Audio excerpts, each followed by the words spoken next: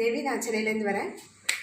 Sir எனக்கு எப்படி தெரியும் அப்படின்னா, ஃபஸ்ட்டு நான் பார்க்க போகும்போது ரொம்ப கிரிட்டிக்கலான ஒரு சுச்சுவேஷனில் வாழ்க்கையை முடிச்சுக்கலாம் அப்படிங்கிற ஒரு கட்டத்தில் இருக்கும்போது தான் நான் சார் வந்து தேடினேன்.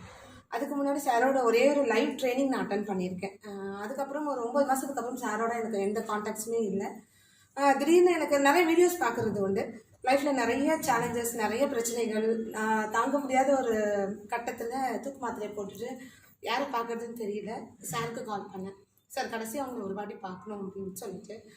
சார் யாருக்குமே ஃபோனை அட்டன் பண்ண மாட்டாங்க. ஆனால் என்னோட நேரம் சார் வந்து அன்றைக்கி ஒரே ரிங்கில் எடுத்துகிட்டு என்னாச்சு, ஏதாவது தவறான முடிவு எடுத்தீங்களா? நாங்கள் இல்லைங்க சார், அவங்களை கடைசியாக பார்க்கணும், இது ஒன்று தான் சொன்னேன். உடனே அப்பாயின்மெண்ட் கொடுத்தாங்க, ஆஃபீஸ் வாங்க அப்படின்னு சொன்னாங்க. போனேன். அன்னைக்கு என்னோட தலையெழுத்து மாறிச்சு. நான் இன்னைக்கு வரைக்கும் நான் உயிரோடு இருக்கிறேன் அப்படின்னா அதுக்கு சார் தான் முதல்ல காரணம். 2 வருஷமாக என் பொண்ணு படிக்க முடியாமல், காலேஜுக்கு ஃபீஸ் கட்ட முடியாமல் என்னால் படிக்க வைக்க முடியல என் பொண்ணுக்கு. அதனால அவள் ஒரு வார்த்தை சொல்லிவிட்டு, நீ எதுக்கும் உயிரோடு இருக்க, செத்து போயிடு அப்படின்னு அந்த சொன்ன அந்த ஒரு வார்த்தைக்காக நான் அந்த மாதிரி பண்ணிட்டேன்.